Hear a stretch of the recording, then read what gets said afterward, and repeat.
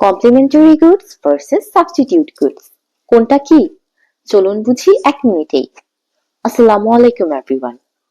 Complimentary goods হচ্ছে এমন দুইটা পণ্য বা এমন দুইটা জিনিস যেগুলো একটা আরেকটাকে ছাড়া ইনকমপ্লিট।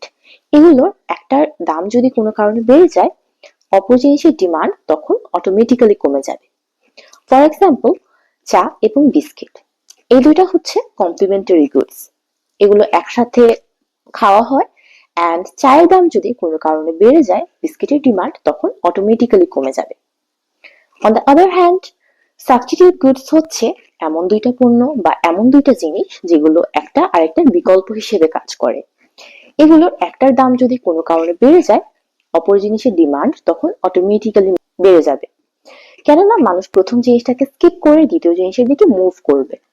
ফর এক্সাম্পল, চা এবং কফি, এই দুইটা হচ্ছে সাবস্টিটিউট গুডস। কোনো কারণে যদি চায়ের দাম বেড়ে যায়, তখন মানুষ চা কম পান করবে অ্যান্ড কফির দিকে মুভ করবে। এখন আপনাদের জন্য একটা simple question, bread and butter, এই দুইটা কি কমপ্লিমেন্টারি গুডস নাকি সাবস্টিটিউট গুডস? কমেন্ট বক্সে লিখে জানান।